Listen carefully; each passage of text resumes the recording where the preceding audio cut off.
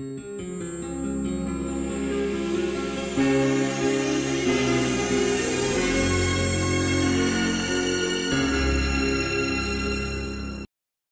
de femme, aujourd'hui avec une artiste qui marque la chanson française, qui est avec nous, qui nous reçoit à Vaison-la-Romaine, qui est également la marraine des rencontres gourmandes, Alice Donat. Bonjour Alice Donat. Bonjour.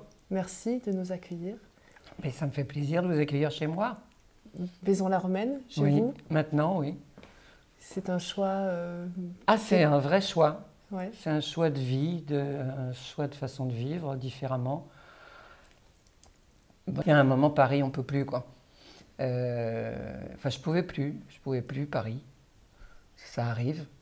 Et puis, parce que d'un seul coup, on s'aperçoit que, sans parler de la pollution, sans parler du bruit, quand même, il faut en parler, parce que c'est quand même tout ça qui fait que quand on se retrouve dans un endroit au calme, vraiment, il y a un moment où on a besoin de calme, quoi.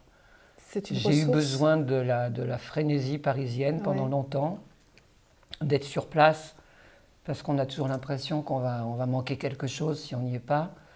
Et puis avec le temps, je crois que l'âge y fait aussi, on s'aperçoit on peut se passer bien de nous à Paris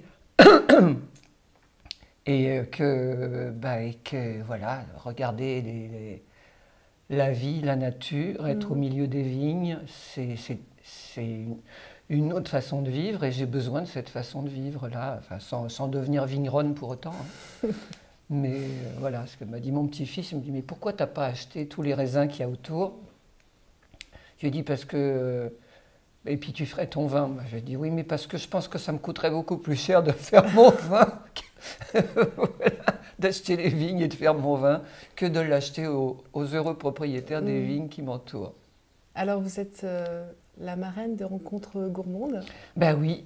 On m'a demandé ça, j'ai dit oui spontanément, je trouve que c'est sympathique, c'est une façon d'arriver dans la région, arriver dans cette région de cette façon-là, je trouve ça assez sympa. Je connaissais bien la région avant, parce que j'y ai des amis, j'y ai loué des maisons, je suis venue en vacances. Vous êtes venu aussi en 2010 faire un concert lors du Festival Brassens? Absolument, c'est comme ça que j'ai découvert un peu la région. J'y étais venue déjà dans les années 60, mais avec des plateaux d'artistes. Au temps du yéyé, donc ça remonte à très loin. Et puis la première nouvelle fois que j'ai découvert Vaison, c'était effectivement pour le festival Brassens, et j'étais très attachée à Brassens aussi. Et voilà, c'était une multi-découverte.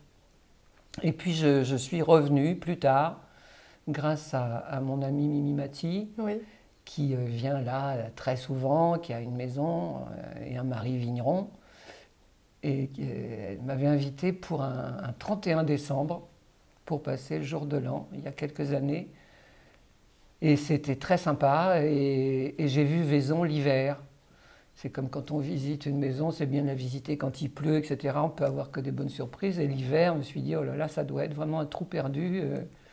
Il n'y a pas un troquet, pas une mobilette dans la région. Et pas du tout.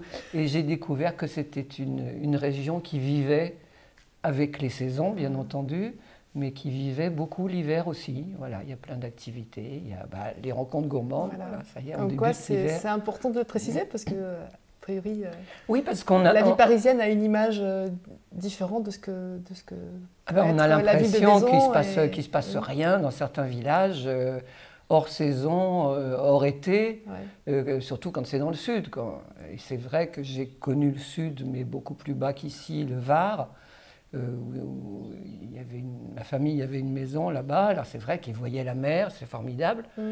Et j'ai beaucoup hésité. Avant, tout le monde, mes amis me disaient: ah, reste dans le Var, c'est génial de voir la mer, tout ça. Mais je vous jure que la mer hors saison, c'est aussi triste. C'est vraiment la chanson de Francis Cabrel.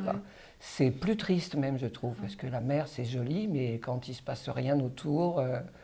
Et puis, il n'y a plus le soleil, forcément. Et puis, la pluie sur la mer, c'est relativement triste aussi. Oui, pas en Bretagne. J'ai bien connu l'Atlantique aussi. Tout ce qui est Bretagne, Atlantique, j'aime beaucoup aussi, parce que ce sont des endroits où on a l'impression qu'on ne peut pas vivre sans un ciré et des bottes. Mais ça va bien avec le paysage aussi, qui est un peu plus rude, et les gens aussi. Mais quand j'arrive ici maintenant, enfin j'y arrive de moins en moins, j'y suis de plus en plus. Ici, c'est déjà d'entendre le petit accent du Sud, là, ça me fait du bien dès que j'entends quelqu'un me parler. Alors, ça va, ouais. Bon, et dès que j'entends ça, je dis ça va. Je ne me parle pas des cigales et de tout ça. Alors, est-ce que vous êtes une gourmande, Alice Donat? Oui, je suis gourmande et gourmette. Oui. Oui. J'aime bien déjà faire la cuisine, j'ai l'habitude de faire des grandes tablées. J'aime les plats du terroir en général. Je ne suis pas très cuisine avec les petites portions, les petits trucs. Moi, j'essaye de faire des décorations quand je peux. Et puis mais j'aime pas trop les mélanges les choses trop nouvelles, entre guillemets.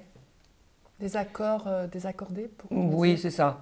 Bon, il y a des fois, c'est formidable de découvrir, mais je ne le ferai pas de moi-même, je ne me lancerai pas trop là-dedans. Moi, je suis très pot-au-feu, palette aux lentilles, les potées aux choux, oui, très traditionnel. Bah, c'est tout, c'est comme moi, c'est comme la chanson, j'aime les chansons traditionnelles aussi. J'aime bien les choses qui restent et qui demeurent. Ça fait partie de l'une de vos passions, la cuisine aussi? Oui, parce que c'est créatif quand même.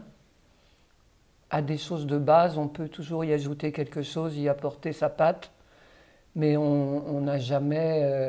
Enfin moi, en ce qui me concerne, j'ai rien inventé. Je me suis inspiré des plats que faisait ma grand-mère, et puis ma mère, et puis mes origines italiennes aussi. Tout ça, ça fait un mélange assez sympathique. Alors est-ce que ces traditions-là, vous les transmettez aussi à vos enfants, vos petits-enfants? Oui, je pense les avoir transmis à mes enfants. Comme tous les enfants, et comme moi d'ailleurs, quand j'étais jeune, avant que je me marie, la première fois, je me suis mariée jeune, mais je n'avais jamais fait cuire un steak de ma vie, quoi. C'était ma mère qui faisait la cuisine. Et puis sans ça, j'étais en tournée, je mangeais dans des restaurants, etc. Je m'y suis mis quand j'ai été obligée de faire à manger pour ma petite famille. Et puis voilà, et mes enfants, ils ont fonctionné à peu près de la même façon. Alors comment vous avez lié cette passion-là et cette façon aussi cette obligation de vous mettre à la cuisine aussi avec la chanson, vous composez? Vous savez, il y a déjà un point commun, c'est-à-dire il y a un instrument dans une cuisine qui s'appelle un piano. Oui, très juste. Donc, bah voilà, c'est déjà un point commun. Et puis je sais pas, j'ai mêlé, je ne sais pas comment j'ai fait, mais j'ai mêlé et voilà, je suis très... c'est Serge Lama qui dit toujours, il dit alors elle est vraiment au four et au moulin tout le temps. C'est vrai qu'il y a eu des périodes où on écrivait énormément côte à côte. Lui, il était assis là, moi j'étais au piano et ça fusait de tous les côtés. Et pendant ce temps-là, je préparais ma cuisine pour le soir. Alors il me voyait aller et venir partout et il me dit mais arrête de faire plein de choses en même temps. Je lui dis bien obligé parce que bon, si je faisais un pot-au-feu, il fallait que je surveille, que j'attende pour mettre les poireaux, que j'attende pour mettre tout ça. Et entre-temps, bah, on continuait de composer une chanson, quoi. Et on a énormément travaillé de cette façon-là. Il y avait toujours de la bouffe autour, ou alors avant, enfin la bouffe c'est pas péjoratif. Bien sûr. Ou alors avant de commencer à travailler, quand c'était chez lui, on allait systématiquement déjeuner dans le petit bistrot à côté, le plus proche, qui était vraiment très traditionnel aussi, avec les petites nappes à carreaux. Et on refaisait le monde en regardant les gens, etc. Puis après, on rentrait travailler. Mais il faut toujours que j'ai le ventre un peu rempli, moi. Oui. Avant de chanter, je mange.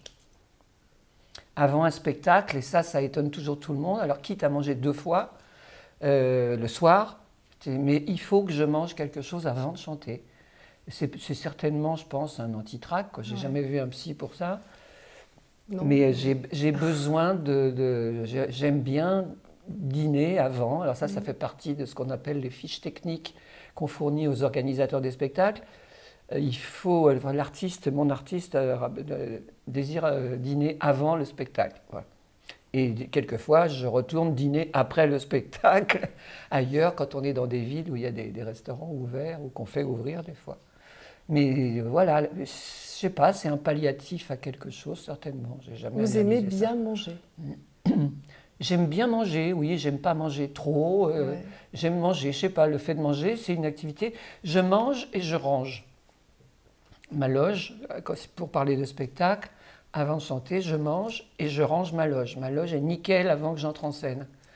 Et après, il faut que je redéballe tout ce que j'ai rangé pour me démaquiller, pour me changer, etc. Mais c'est comme ça, ça fait partie des rituels. Alors, vous avez beaucoup composé, vous avez beaucoup interprété aussi. Qu'est-ce que vous pourriez, en 2 mots, définir cette vie passionnée autour de chansons françaises, autour de rencontres? Je ne peux pas la définir parce notes. que c'est comme ça. Ouais. Voilà, et ça a démarré très tôt.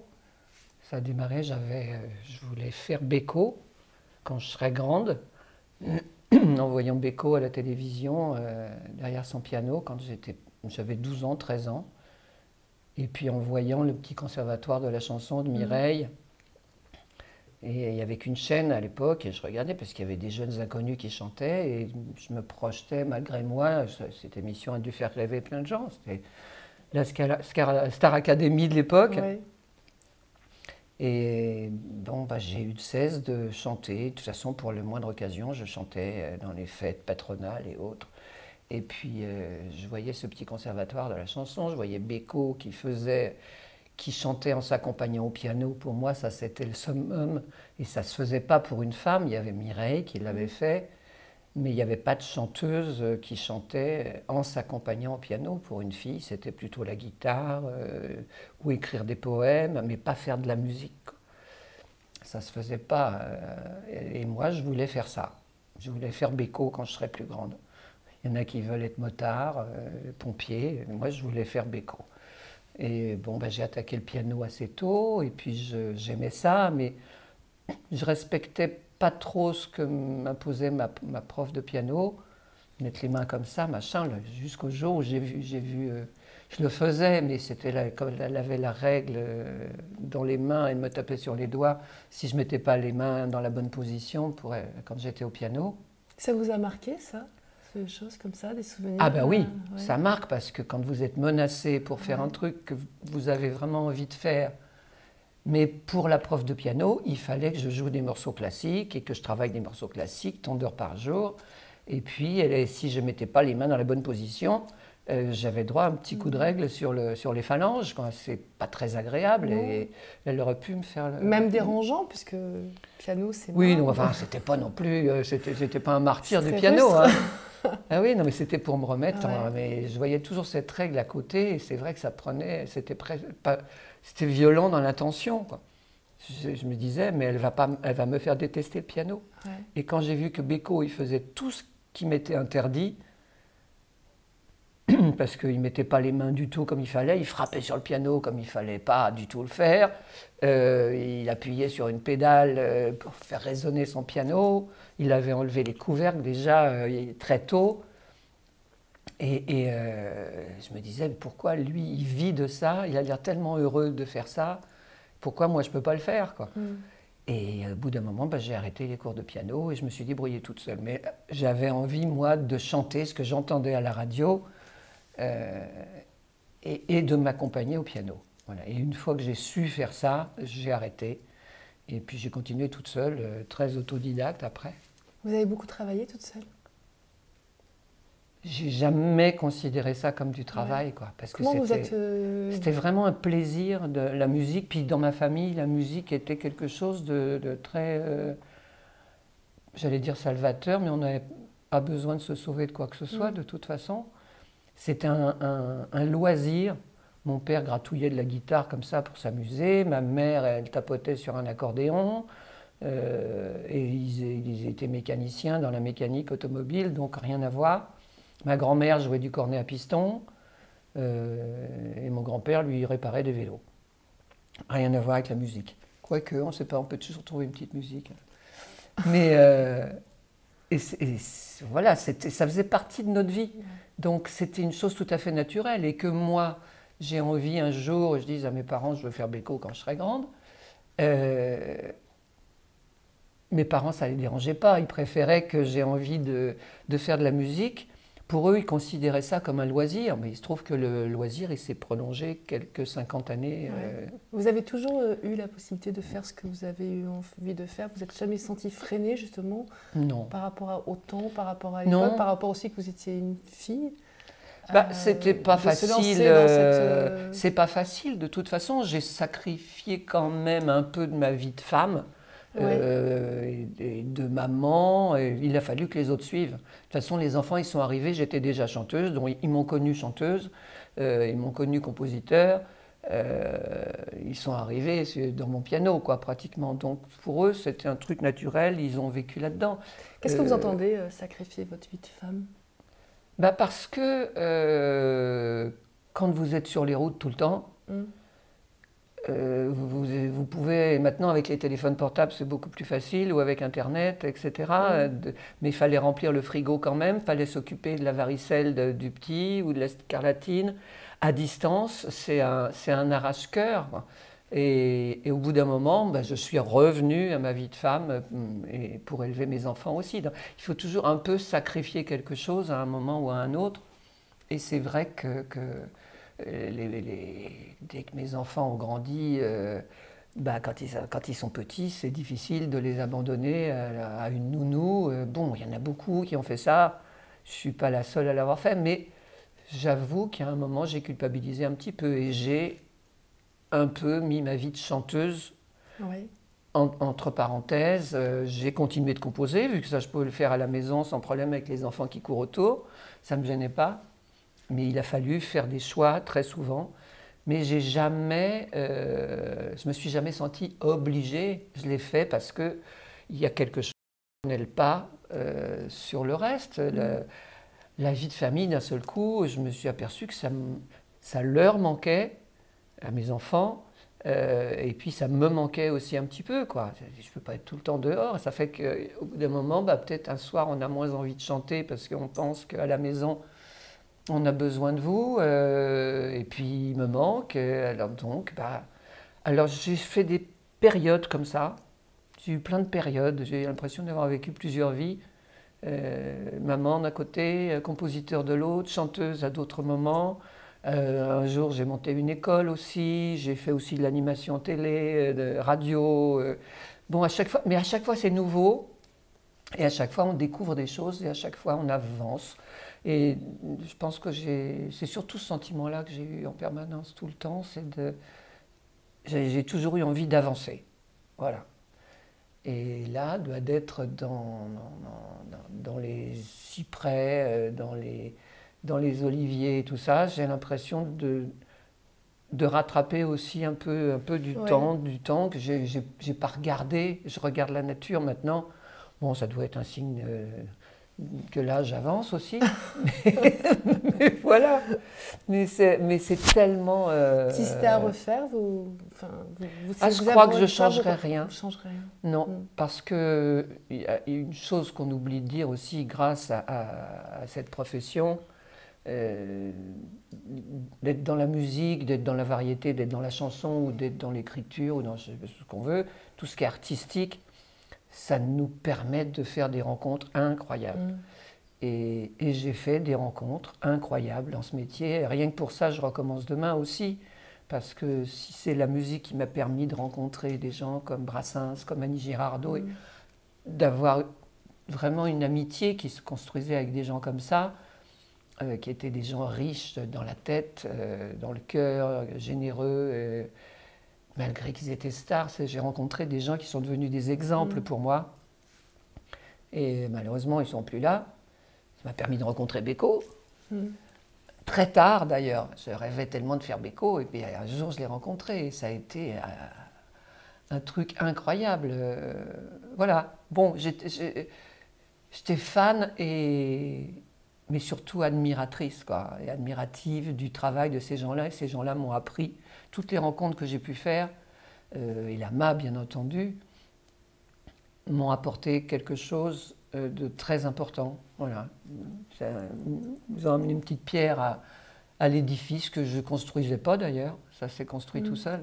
Mais Et quelquefois, je me dis, mais pourquoi j'ai rencontré un tel ou un tel? C'était souvent des gens qui avaient une carrière complètement à part, qui étaient autonomes, ils n'avaient pas besoin de moi dans leur vie artistique en tout cas, mais le destin a fait que je les ai quand même rencontrés et côtoyés, et ça, c'est un cadeau formidable de la vie, quoi. Est-ce que vos enfants, ils ont compris cela, ou est-ce qu'ils vous ont voulu aussi je pense pas vous avoir vu? Est-ce que vous avez eu l'occasion d'en parler avec eux maintenant qu'ils sont bon, ils se souviennent adultes? surtout que j'étais pas beaucoup là Ouais. quand ils étaient petits. Voilà. Et puis, mais bon, les choses se sont arrangées quand ils sont devenus plus grands. Et puis, je pense avoir été une maman attentive quand même de loin. Et je suis de plus en plus proche de mes enfants, tout en étant plus loin, Ouais. bizarrement. L'éloignement de la vie parisienne, enfin bon, tout le monde est un peu disséminé maintenant. J'en ai qui vivent un peu loin de Paris, d'autres qui vivent à Nice, ma première petite fille qui vit au Canada. Et bizarrement, on s'est tous énormément rapprochés. On a fait un Noël, le premier Noël à Vaison, où la famille s'est enfin retrouvée au complet. Et on a fait une soirée pyjama, ouais. C'était très drôle. Tout le monde le même pyjama, c'était mon idée de cadeau pour mon arrivée à Vaison, pour que, voilà, je voulais pas que ça soit des paillettes, les paillettes du réveillon. Je suis pas très pour ça, déjà j'aime pas trop les réveillons. Mais là, ça a été, alors voilà, des réveillons comme ça. Bon, il me manquait que les anciens, les parents, bien sûr, mais ça a été c'est vraiment des retrouvailles. Et cette maison, pour moi, c'était important de trouver une maison assez grande qui puisse accueillir tout le monde en même temps. Ce qui n'était pas le cas avant, parce qu'on n'avait pas des maisons assez grandes, et les familles, elles s'agrandissent, les enfants font des enfants, et les enfants se marient, il y a des gendres, voilà, tout le monde, et au bout d'un moment, ça fait trop de monde, on ne peut pas, et puis tout le monde n'est pas libre en même temps, après tout le monde divorce. Oui.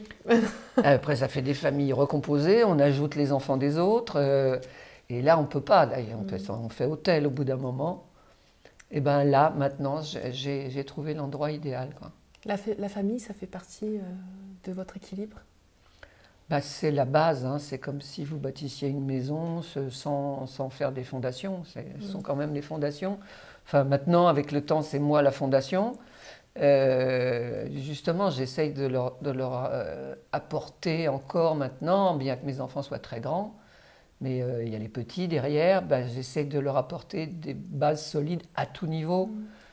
Si mon métier aussi peut me permettre de faire ça et de laisser quelque chose derrière moi de solide, de costaud, que ce soit une maison ou que ce soit des chansons qui restent un petit peu, parce qu'ils auront l'obligation d'essayer de transmettre aussi peut-être ce qu'a fait Mamie Donna. Alors pour vous, une femme qui réussit sa vie, qui a une vie équilibrée, pour vous, quelles seraient les valeurs qu'elle devrait avoir? On a parlé de famille, on a parlé de cuisine. Est-ce qu'il y a d'autres choses qui... Des principes, une morale, une façon d'être, je ne sais pas. Je ne sais pas, je suis comme je suis et j'essaye je pense que j'ai... Voilà, j'ai l'impression qu'on est en train de faire un bilan, là. Non Mais, on partage. Mais non, d'échange. Ouais. Échanger, parler, partager. C'est important aussi, parce que ça, c'est ce qu'on fait aussi avec le public. On partage une chanson quand elle est là, quand elle est faite, ça y est. On en fait cadeau, et puis le public veut du cadeau, ou il n'en veut pas, ou il s'y retrouve quelquevoir. Ça évolue de la façon aussi dont il reçoit. Mais il y a des chansons que j'ai composées, que j'ai écrites avec des auteurs qui avaient une signification au moment, pour nous, auteurs et compositeurs, au moment où on l'a écrite et composée, et qui ont pris une toute autre dimension maintenant avec les années. Il y a des nouvelles personnes qui se les approprient, qui les découvrent. Transmission de génération. C'est ça. On parle de génération. Absolument. Et là, je m'aperçois, pour ne pas la citer, puisque c'est une chanson qui est un peu une chanson fétiche qui s'appelle « Je suis malade ». Oui. C'est vrai que cette chanson, quand on l'a composée avec la main, on l'a faite en 10 minutes. C'est une honte.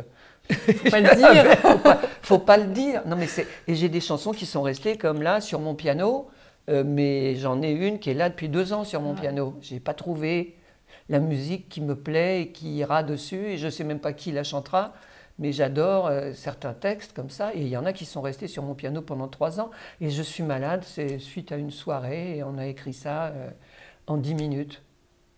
C'est fou, la musique m'est venue, le temps de la chanter, le temps de faire la, d'avoir toute la mélodie, de me dire bon sang, pourvu que je m'en souvienne, parce que il y a quelque chose qui me disait que c'était important. Et puis c'était d'après des discussions qu'on avait eues avec Serge Lama, précédemment, 2-3 mois avant. Donc tout ça s'était mélangé dans ma tête et ça a donné cette chanson. Et Lama a réécrit dessus les mots presque grâce auxquels moi j'ai composé la musique. C'était son histoire, mais c'était pas écrit comme une chanson. C'était une histoire qu'il m'avait racontée, son histoire. Et ben un jour, j'ai une musique qui est venue sur son histoire. Et lui, il a remis des mots, sans savoir que j'avais écrit cette musique sur son histoire. Et il a remis les mots qu'il fallait et qui racontaient son histoire, mais à la façon d'une chanson. Il y a des miracles comme ça. Et ça, c'est vrai que on ne sait pas quand ça vient. Quand je dis j'ai honte, je n'ai pas honte. Mais cette chanson-là, bon, ça y est, il y a des mômes qui la connaissent, qui ont 15 ans, 16 ans, parce qu'il y a Jennifer qui l'a chantée dans la Star Academy ou je ne sais pas quoi. Il y avait Dalida à l'époque qui a lancé cette chanson. C'est pas par Lama que ça a marché d'abord. C'est d'abord Dalida qui a voulu la chanter, alors que Lama l'avait déjà enregistrée. Et lui, en radio, il passait Les Petites Femmes de Pigalle, Pouette Pouette, la Rirette. Et Dalida décide d'interpréter elle aussi Je suis malade. Et d'un seul coup, la chanson a explosé. Et du coup, les radios se sont mis à repasser Lama, et puis la suite, on la connaît. Pourquoi une chanson va rester dans la tête des gens? Mais on ne fait pas des chansons pour ça. Et c'est vrai qu'on la redécouvre. Moi, je l'ai redécouverte, cette chanson, en la chantant sur scène, à des moments difficiles de ma vie. Vous l'avez comprise différemment? Mais je l'ai interprétée avec mon histoire de ce moment-là, quoi. Il y a 10 ans, enfin, que le jour où j'ai perdu mon papa, ma mère, quand on dit comme quand ma mère sortait le soir et qu'elle me laissait seule avec mon désespoir, une phrase qui énervait particulièrement ma maman parce qu'elle m'a jamais délaissé le soir, elle m'a jamais laissé à garder à quelqu'un, mais je me suis jamais retrouvée seule avec mon désespoir sans ma mère. Mais vous savez, les parents, ils prenaient, mais pourquoi tu as dit ça dans cette chanson? Je dis, c'est pas moi, c'est Lama. Ma mère le prenait pour elle. Et c'est vrai que quand je l'ai perdue et que je me suis retrouvée à devoir chanter cette chanson, d'un seul coup, la chanson, elle a pris une dimension, parce qu'à ce moment-là, ma mère me laissait seule avec mon désespoir. Mais ce n'était pas le désespoir que raconte la chanson. Là, c'était un vrai désespoir de fille qui vient de perdre sa maman. Et puis après, le père, et puis voilà, et puis les gens qui vous sont chers, et puis les douleurs, les problèmes amoureux, et tout ça. À chaque fois, cette chanson, elle reprend une dimension en fonction de ce que vous vivez. Je crois que les gens... J'ai compris ce qu'était le public. J'ai mis longtemps, hein. Mais c'est vrai que les gens s'approprient une chanson et ils mettent leur propre histoire. Et nous, ce n'est pas du tout pour ça. Pour cette histoire-là, qui correspond à monsieur, madame, un tel, qu'on a écrit cette chanson. On a écrit une chanson, un auteur, il écrit une chanson, surtout quand il est interprète comme Lama. Nous, on est des tailleurs sur mesure, on fait du sur mesure pour les gens. Moi, j'ai habillé l'histoire de Serge, et puis on a habillé avec d'autres auteurs, des gens comme Serge Reggiani, comme Mireille Mathieu, Dalida, Jodassin, Claude François. J'ai habillé plein de gens comme ça. J'ai essayé de leur faire un costume sur mesure. Et c'est vrai que quand on réécoute les chansons, je les réécoute pas souvent, mais ça me prend de temps en temps, où on m'y fait penser, donc je réécoute, ou ça passe en télévision, dans des rétrospectives. Et là, vous vous dites, c'est marrant, cette chanson-là, maintenant, elle a une toute autre dimension. Avec le temps, elles prennent une autre tournure, et puis on y trouve autre chose. Et à ce moment-là, on n'y a pas pensé quand on a écrit. Est-ce que lorsque justement vous réécoutez ces chansons, est-ce que pour vous c'est émouvant ou ça vient comme ça? Bah, c'est émouvant parce que et là, je suis vraiment comme tout le monde. Quand j'écoute une chanson, que ce soit une à moi ou pas, euh, j'y trouve quelque chose. Quand ce sont des chansons anciennes, on y trouve toujours un souvenir, un décor, un lieu, des gens. Il y a des images Voilà. qui reviennent. Et pour moi, une chanson, ça Ouais. doit être ça. Il faut qu'il y ait des images qui soient liées. Dans la chanson, déjà, c'est important qu'elle raconte une histoire et qu'on puisse se faire un petit film, mais se faire son propre film après. Mais Ouais. j'ai plein de chansons comme ça que j'entends de temps en temps, que j'écoute, et moi, j'y mets, en les écoutant seulement, mon histoire à moi. Enfin, j'y trouve des nouvelles choses à chaque fois. Et c'est peut-être comme ça que peut durer une chanson, parce que ça se transmet, ça continue. Vous êtes resté uniquement dans la chanson française. Est-ce que c'est un choix ou est-ce que c'est finalement un effet de vie? Non, c'est parce que ça s'est fait comme ça. Ouais. C'est parce qu'on m'a laissé en France, quelque part. Mes chansons se promènent un peu. J'ai des chansons qui ont été traduites en japonais, en hollandais, en je sais pas quoi. Mais je suis allée chanter au Japon il n'y a pas longtemps. Mais j'avoue que c'est des gros voyages quoi, à chaque fois. Et maintenant, j'ai de moins en moins envie de bouger. C'est un peu tard. Peut-être que si ça m'était arrivé plus tôt, quoique ça aurait posé encore des problèmes supplémentaires avec la famille, etc. S'éloigner à ce point-là, mais il y en a qui sont partis pour des années, travailler en Allemagne, au Japon, aux États-Unis. Bon, c'est leur problème. Moi, on ne m'a pas appelé spécialement. Il se trouve que mes chansons, ils sont allées presque toutes seules. Mais il fallait qu'elles existent quand même, les chansons. Alors si par le biais de mes chansons, j'ai pu voyager comme ça à travers le monde, c'est déjà un beau cadeau. Hein. Ça représente quoi pour vous, la chanson française? Bah, ça représente, si ça peut représenter pour le public toujours, des racines. Enfin, moi, on a des racines. Moi, ma racine, c'était Beko. On a tous une racine quelque part derrière. On sait tous, il n'y a pas de création absolue. On s'est tous inspirés de quelqu'un quand on a envie de créer soi-même quelque chose. Mais on ajoute une pierre à quelque chose qui existe déjà. Alors la chanson française, bah, faut remonter loin, quoi. Mais je suis capable j'aime des chanteurs d'aujourd'hui, j'aime les créateurs. Voilà. Les interprètes, et Dieu sait si j'en ai eu besoin pour leur placer mes chansons, mais les interprètes, il y en a très peu sur la longueur qui m'ont vraiment ému, quoi. Bon, je ne vais pas dire Édith Piaf, mais c'est colossal, quoi. Brel, il écrivait, il était créateur, mais il était aussi un interprète extraordinaire. Beko aussi, Aznavour aussi. On avait à la fois des gens qui créaient et qui interprétaient énormément. Je trouve que maintenant, les créateurs sont beaucoup moins interprètes, bien qu'ils fassent tout, souvent, paroles, musique, ils chantent. Ils m'émeuvent moins Bon, mais là, ça a un côté... ouais, c'était mieux avant, quoi. J'aime pas trop donner l'impression de penser ça. Mais quand même, je crois que... Ou alors, ils sont beaucoup plus pudiques. Les chanteurs d'aujourd'hui, ils sont beaucoup plus techniques. Voilà, je vais prendre un exemple, c'est pas bien, mais ça fait rien. Céline Dion. J'ai toujours attendu, j'attends vainement qu'elle nous fasse une fausse note quand elle chante.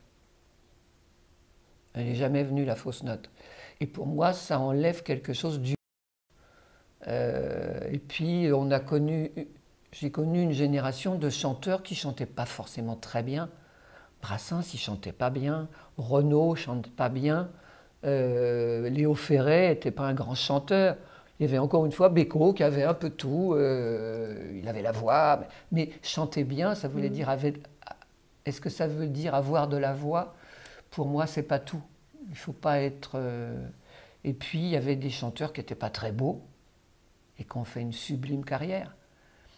Donc il y avait quelque chose de plus important. Maintenant, on demande beaucoup, je trouve, aux chanteurs. On leur demande d'être beaux, d'avoir un look, de faire attention à leur image. Nous, on s'en foutait, mais je ne vous dis pas, quand je revois les photos des années 60, je vous jure que ça fait peur, quoi. Quand j'ai fait voir ça à ma petite fille qui a 26 ans maintenant, l'aîné de mes petits-enfants, puis les petits aussi. Quand ils me voient, quand j'avais 15 ans, 16 ans, ou même 8 ans ou 9 ans, ils sont morts de rire, surtout de me voir, de savoir que j'étais devenue connue à 17 ans, 18 ans, 19 ans, et de voir comment je m'habillais. Moi, je faisais confiance et je m'en occupais pas de tout ça. J'avais pas cette espèce de coquetterie, ni quelqu'un. J'avais que des hommes autour de moi. L'apparence n'était pas importante? Alors, je m'en fichais complètement. Puis, il n'y avait qu'une mode quand j'ai commencé à chanter. On avait tout, il fallait tout avoir le chignon, même si on avait les cheveux courts. Alors là, ça veut dire que les cheveux courts, moi, je les avais comme ça. Alors, il fallait les crêper pour faire croire qu'on avait un chignon, pour ressembler un peu à la mode Brigitte Bardot. Après, il fallait avoir les cheveux très, très courts comme ça.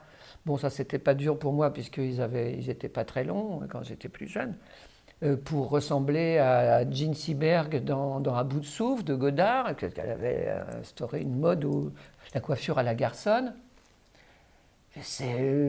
Voilà, puis je suivais la mode bêtement, et musicalement c'était un peu pareil. J'étais inspirée par tous les trucs américains que j'entendais en surprise partie. Moi je composais derrière, et derrière j'ai été inspirée par Paul Anka, j'ai été inspirée par Ray Charles. Bon, ça va, ils étaient tous pianistes.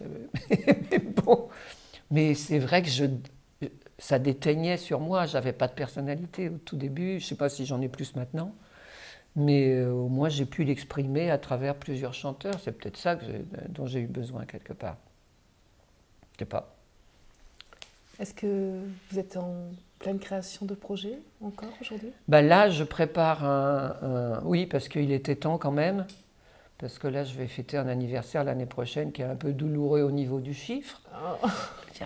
On va passer un 0. Mais comme tous mes camarades des années 60, hein, c'est pas difficile à compter. Et je me dis peut-être quand même, je suis peut-être encore capable d'écrire des chansons pour moi et de faire un album avec des nouvelles chansons de création. J'en ai fait pour d'autres. Là, j'ai travaillé, alors, bizarrement, tous mes camarades, j'ai plein de camarades qui arrivent, Michel Thor, qui est de la région aussi, alors comme elle est passée à Vaison, du coup elle est venue à la maison. Et on s'est aperçu qu'on ne se connaissait pas. On se connaît depuis plus de 50 ans. On s'est croisés sans arrêt dans les tournées, dans les machins, on a débuté en même temps, on a fait les mêmes premières émissions. Et puis on n'avait jamais parlé vraiment ensemble. Et là, c'est deux bonnes femmes, deux mamies qui se sont mises à parler de leurs petits-enfants, des problèmes d'intendance, des problèmes de maison. Bah, tu devrais faire ça. Qui se sont donné des recettes de cuisine. Et puis voilà. Et d'un seul coup, Michel m'a dit, tu te rends compte que tu m'as jamais composé une chanson? Je dis, bah, écoute, on va la faire. Mais moi, j'ai besoin d'avoir les gens devant moi et puis de les connaître un peu mieux. Et là, on a parlé pendant 3 jours et je lui ai écrit une chanson. Voilà, mieux vaut tard que jamais. J'en écris pour d'autres en ce moment. J'écris pour Catherine Lara, on a le même âge aussi. Et c'est rigolo. Et je me fais mon album aussi. Voilà. Donc je travaille là, je retravaille pour moi et avec des auteurs que j'aime. Il y a Serge Lama, il y a Claude Lemel qui sont 2 piliers pour moi, qui ont écrit les paroles des 3/4 des chansons que j'ai pu composer pour d'autres et pour moi. Et puis il y a des nouveaux avec lesquels je rêvais de travailler. Et donc il va y avoir une chanson de Jean-Jacques Goldman qui est faite, une chanson d'un académicien, Eric Orsena, une chanson que j'en oublie pas, j'ai Aznavour. Attendez, Aznavour, ça va, il fait des paroles, je peux composer dessus. Beko, je ne pouvais pas, il faisait des musiques et je ne pouvais pas le concurrencer là-dessus. Voilà, il va y avoir toute une palette d'auteurs qui écrivent sur mes musiques. Et puis, bah, je ferai la chanteuse encore un petit peu. Et puis voilà, pour cet album-là. Après, on verra. Parce que celui-là, j'aurais mis plus de 10 ans à le faire. Puisque ça vient ressortir des compiles, des best-of. L'essentiel, enfin je sais pas, ça a plein de noms, rétrospective, avec des chansons qui étaient enregistrées il y a longtemps. Mais là, je me dis quand même, soyons fous, créons. Merci Alice Donat, et restons fous et créons. Oui, oui, mais oui, absolument. Puis là, je suis sous un climat qui fait que ça donne envie de créer. Merci beaucoup pour cette rencontre, vraiment. Merci à vous. Merci.